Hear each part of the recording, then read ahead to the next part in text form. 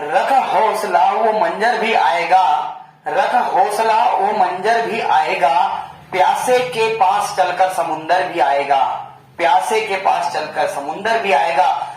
थक कर ना बैठ ए मंजिल के मुसाफिर, थक कर ना बैठ ये मंजिल के मुसाफिर, मंजिल भी मिलेगी और मिलने का मजा भी आएगा। नमस्कार दोस्तों, मैं शेखर कुमार ठाकरे स्वागत करता हूं आपका अपने YouTube channel technical coaching classes Harda पर। सबसे पहले मैं रिक्वेस्ट करना चाहता हूं कि जिन्होंने भी अभी तक मेरे चैनल को सब्सक्राइब नहीं किया हो, चैनल को सब्सक्राइब कर दें, वीडियो को लाइक करें, कमेंट बॉक्स में आपकी जो भी क्वेरीज है उसके लिए कमेंट बॉक्स में जो है आपकी क्वेरीज नोट करवाएं और ज्यादा से ज्यादा इस वीडियो को शेयर करें। चलिए स्टार्ट करते हैं। आज हम देखते हैं 25 प्रश्न सीरीज भाग 6, जो छठवां भाग है वो देखते हैं। सबसे पहले स्टार्ट करते हैं। ज्यावक्रीय एसी के फॉर्म फैक्टर का क्या मान होता है या क्या है, फॉर्म फैक्टर का मान कितना होता है।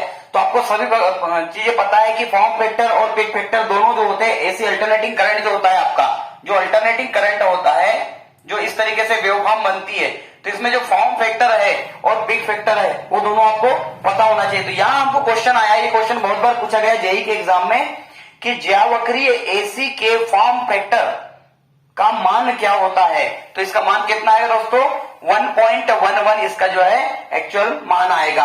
अगला क्वेश्चन है हमारे पास में। सभी लोग जितने क्वेश्चन मैं बता रहा हूं ध्यान से नोट करते चले, ये वो इंपॉर्टेंट क्वेश्चन है जो आपके ट्रेनिंग ऑफिसर के एग्जाम में पूछे जाएंगे।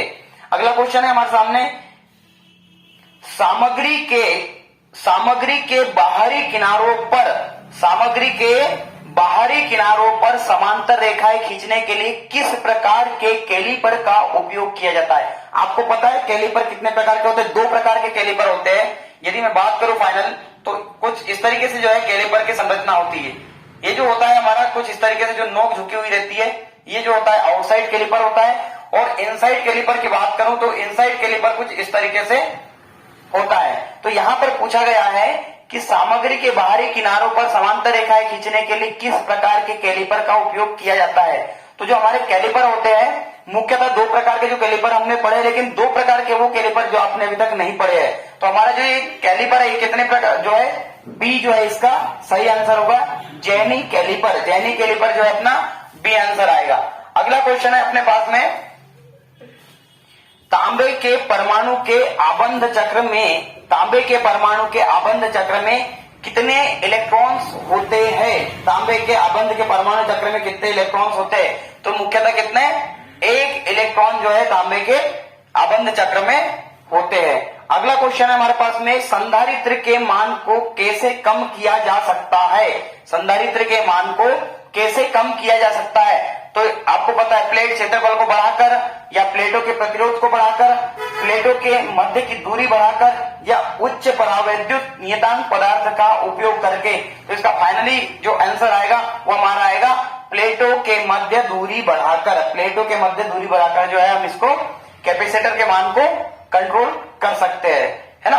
अगला क्वेश्चन जो है हमारे पास में, बैटरी के आवेशन के दौरान, बैटरी के आवेशन के दौरान वेंट प्लग को खुला क्यों रखा जाता है। ये सभी को पता होना चाहिए कि जब बैटरी की चार्जिंग की जाती है तो चार्जिंग के समय बैटरी में जो क्या होता है, गैसों को स्वतंत्रपूर्वक बाहर निकालने के लिए या ऑक्सीजन को अंदर जाने के लिए या विद्युत अपघटन का स्तर जांचने के लिए या प्लेटों का रंग बदल जाने के लिए। तो इसका जो फाइनली आंसर आएगा, वेंट प्लग को इसलिए खुला रखा जाता है। आपको पता है जो बैटरी होती है, बैटरी में यदि वेंट प्लग को खुला नहीं रखा जाए, आपको पता है बैटरी को हवादार जगह पर रखा जाता है इसी कारण, तो ताकि बैटरी जो है किसी प्रकार से गर्म नहीं हो, फूले नहीं या ओवरचार्ज होने कंडीशन में जो है शॉर्ट सर्किट नहीं हो। तो इसके लिए जो है गैसों को स्वतंत्रता पूर्वक बाहर निकलने के लिए अपन क्या करते हैं, वेंट प्लगों को खुला छोड़ते हैं। अगला क्वेश्चन है हमारे पास में।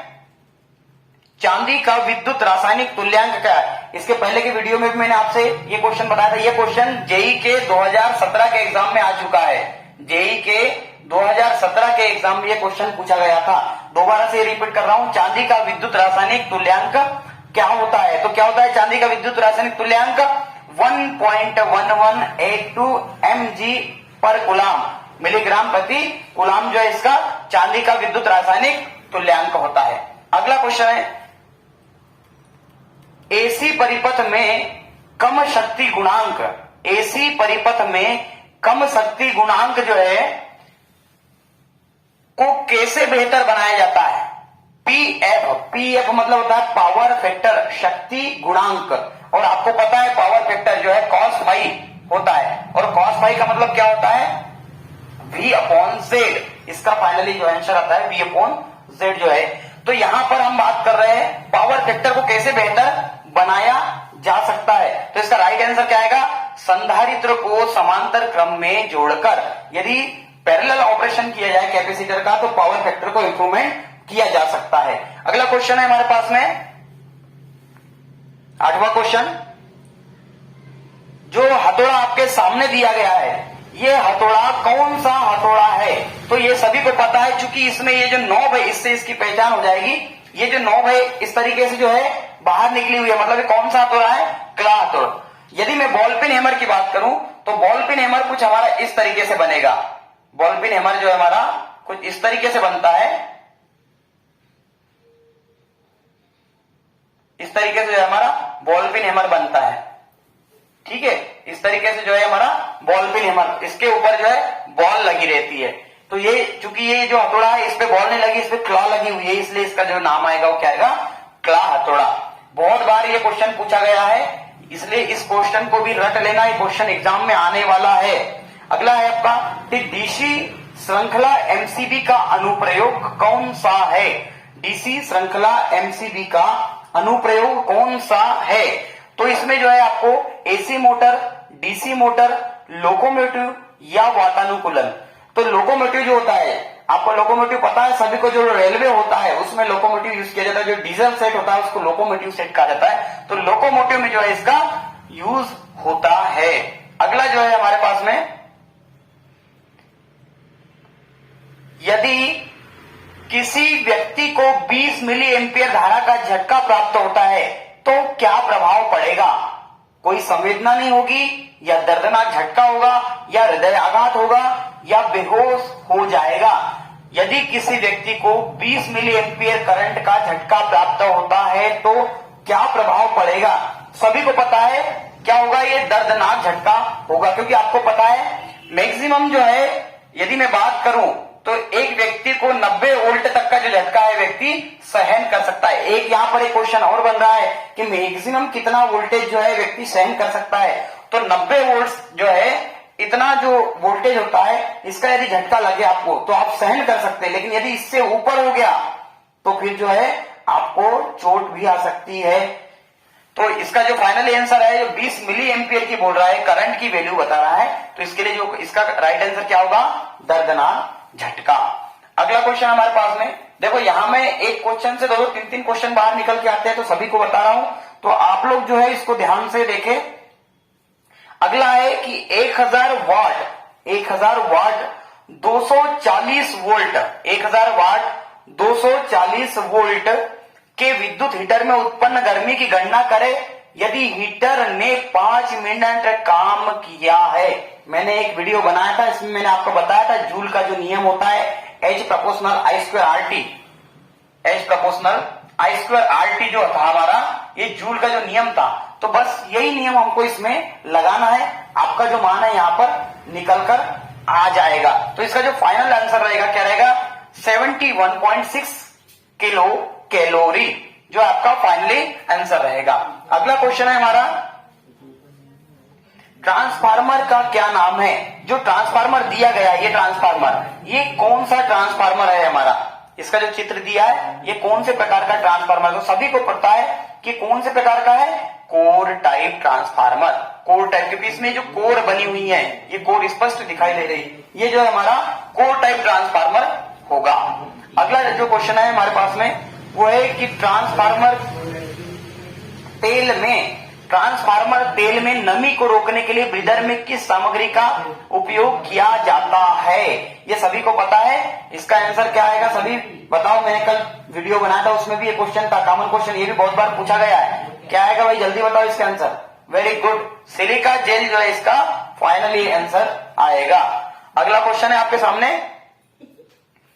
प्रतिरोधकता की इकाई क्या है? प्रतिरोधकता की जो इकाई क्या है सभी को पता है। रेजिस्टिविटी की जो यूनिट है वो क्या है? ओम मीटर। ओम मीटर जो है इसका फाइनली आंसर आएगा।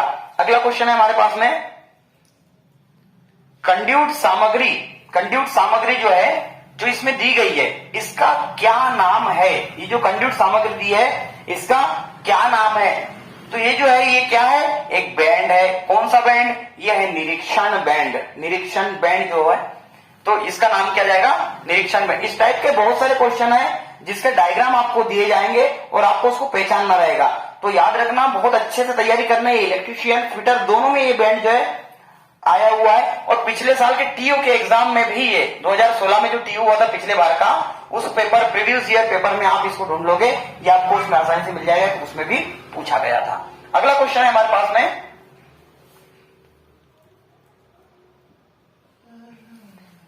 वायरिंग के लूपिंग सिस्टम में फेज कंडक्टर को कहां लगाया जाता है? लूपिंग सिस्टम में फेज कंडक्टर को कहां लगाया जाता है? सभी को पता है जो लूपिंग सिस्टम होता है, लूपिंग सिस्टम में जो हम इसको कहां लगाते हैं? सॉकेट संयोजन के साथ में। कंडक्टर को जो है सॉकेट संयोजन के साथ में लगाते हैं। अगला क्वेश्चन है हमारे पास में, चूंकि टाइम कम है इसलिए मैं आपको थोड़ा जल्दी जल्दी बता रहा हूं।